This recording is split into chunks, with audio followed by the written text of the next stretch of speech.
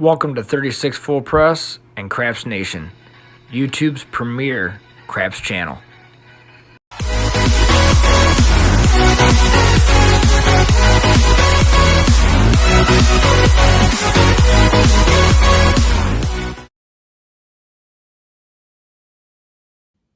Hey, what's up YouTube?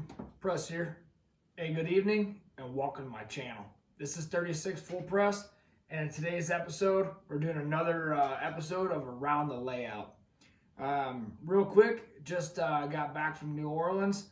Wanted to thank everybody that was following along either on Instagram, Facebook, or on the new CRAPS Nation channel website, or I'm sorry, YouTube channel, CRAPS Nation channel.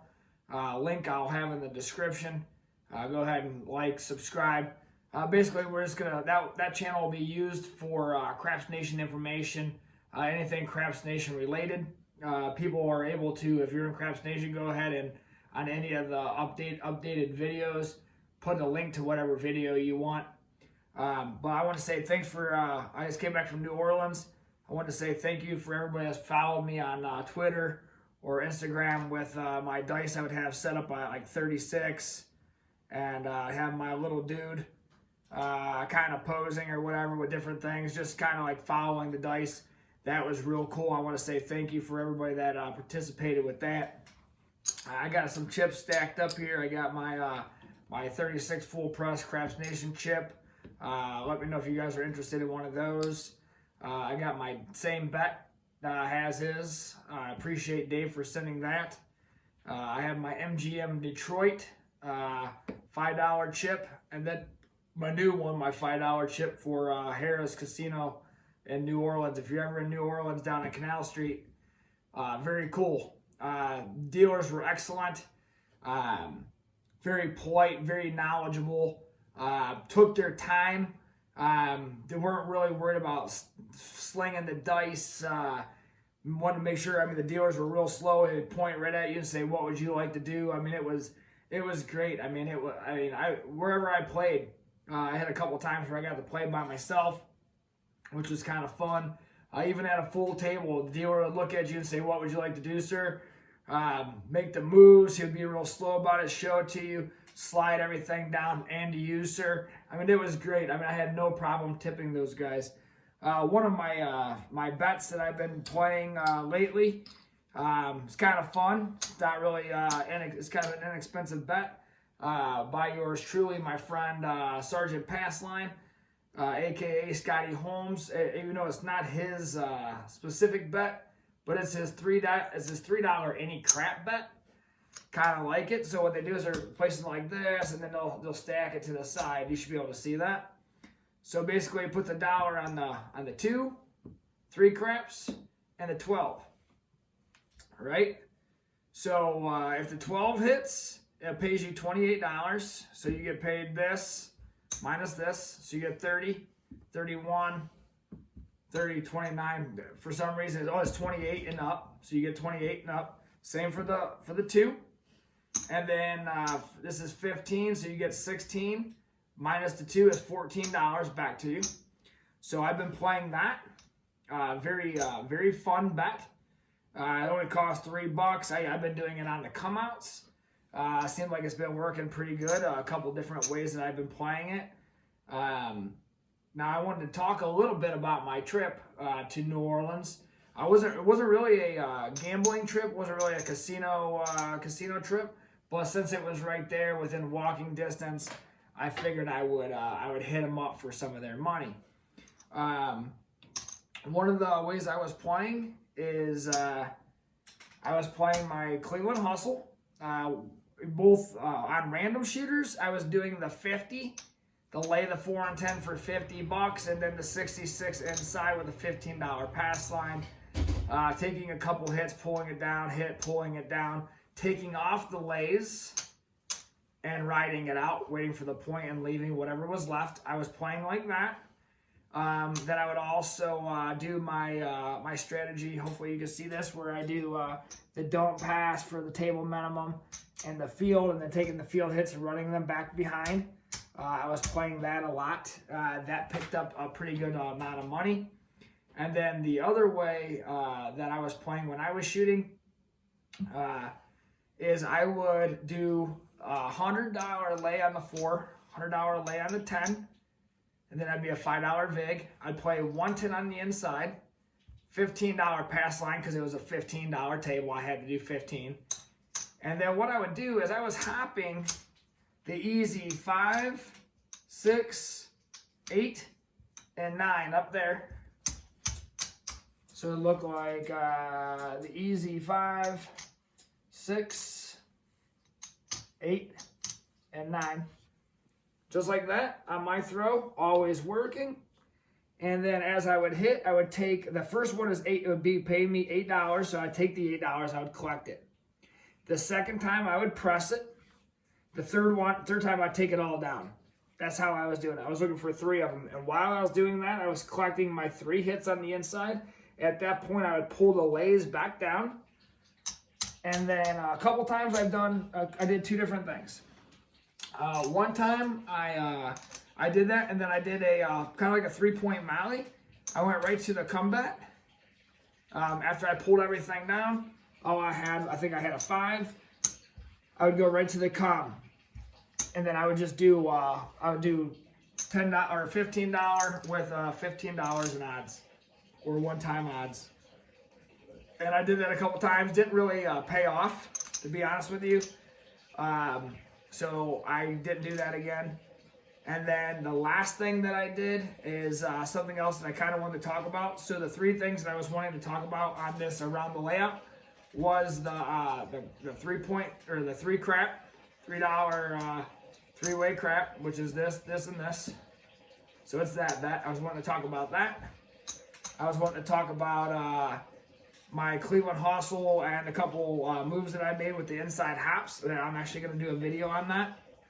And the other thing I want to talk about is kind of the old thing that I've constantly talked about is going in and having a plan. And the reason why is I think inside the scope of Craps Nation in our chat, I believe one time we talked about having setting the stage for what your goal is and then what you do once you achieve it. So one of the downsides, even though that I walked away with $1,000 in cash, I could have walked away with more. And the reason why is I kind of got a little loose, if you want to say that. I got a little loose at the end because I was up so much. The last day we were there, kind of wanted to go down and just play one more time, and I wanted to try a couple things, which I did, and it worked out pretty good. And I'll talk about those later. It's another little additive I want to add to one of my strategies. But so needless to say, I bought in for 5. A couple shooters went around, not really doing all that much. Anyways, needless to say, I ended up getting my bankroll back, my 500 in greens. And then after about 3 shooters, I had double my 500 in reds across the back. And at that point, my wife came over, was asking about getting a drink, which one of the famous drinks there in New Orleans is called the Hurricane. So she's like, hey, let's get a couple drinks. I'm like, all right, cool, I'm done here anyways.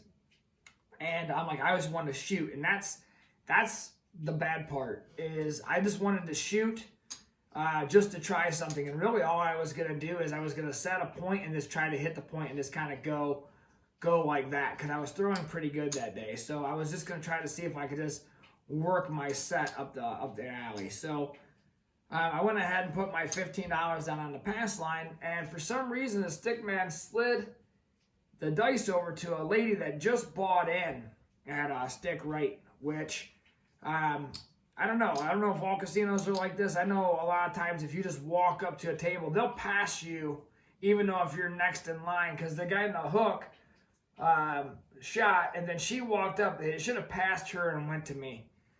But anyways, they went ahead and gave her the dice, and needless to say, I should have picked my $15 up, cashed in or whatever, and left.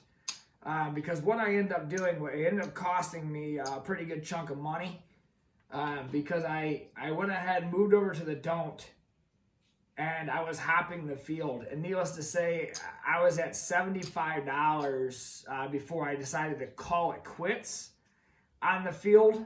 And I think she threw, well, I know that she threw me out of the field, and I was up to $70 on the back when I decided to pull all my money down, call it what it was, take my original bankroll intact, and all of my money that I won across the back, I lost. So, needless to say, I still walked away with my $1,000 that I made for the week, but I could have walked away with $1,400 or whatever it was. I didn't even count it. Good $200-300, if not $400 that I wasted. All she was doing from stick right, no shit, is the dice were coming to her, and she was doing something like this, like spider grabbing them, and then just flipping them right to the middle. I mean, the half of them weren't even hitting, but they weren't saying nothing, and she didn't care. She was just boom, 6, 8, 6, 8, 6, 8, 6, 8. I mean, if I would have just played the 6 and 8, but everybody says that. If I would have played this bet, if I would have played that bet, I was just doing a little mild, don't climb the ladder, and I just got to the point where it was like 70 deep, and I'm like, nope. And I ended up pulling my money down. I think probably another 5 or 6 rolls, she finally 7'd out. But I wanted to keep, my bankroll plus my profits that I already had intact. Even though all my profits for the week I already had back at the hotel, so that wasn't even never in jeopardy. The only thing in jeopardy was that my $500 bankroll. But I went ahead and kept that intact and was basically only working off my profits, and which is another thing. And I want to kind of leave you with that. Is everybody does things a little bit differently, but how I play is I start out with my bankroll. Right, and then I get X amount of money. Once I get X amount of money, my bankroll is no longer that. I pull that bankroll aside, and I work off the profits. If my wife's there, I'll start giving her chips, just because if I'm trying to build something, you can't build something if it keeps getting siphoned off. So if you're trying to build a bankroll, and I'll talk about this a little bit more in depth later on, because there's multiple different ways to do it, and there's ways of doing it fast. But I work a little bit, and I take the profits and I work that into the bankroll, take my original bankroll and pull it aside. So that's a pretty quick way of doing it. But that's all I really have for this episode of Around the Layout. Just to recap, the $3 any crap bet, $1. One pays 30 to 1, 31 on the 2 and the 12, and then 15 on the 3 craps. Pretty cool bet. Don't do it all the time. But it is cool. It is a cool little bet, especially when you hit. That's kind of fun. Also, if you want to try, if you could throw those inside numbers, easies, 5, 6, 8s, and 9s, hop them 2 each. Going to cost you $8. Get $2 change on that 10, and let it work with that inside. Take 2 hits, come on down. Don't forget to pull your lays, because those 4s and 10s will get you. I pulled those down a lot of times in the right time. Don't climb the ladder. Always have a beginning, middle, and an end. And let's go ahead and come back next Sunday, for another trip around the layout. And we'll talk about whatever happened this week. We'll talk about different bets. If you have any questions, make sure you put that question in a comment. What do you want me to talk about? I am going to release a couple testing strategies. One of them will be on Friday, which you should have already saw. It was from Quack Shooter. That was his 120 inside strategy. So that way we're going to talk about other strategies. So as I, move further on down the road with this, I want some interaction. So you guys, submit some strategies you want tested, and then submit some ideas for bets that you want me to talk about, and then I'll try them and let you know what I think.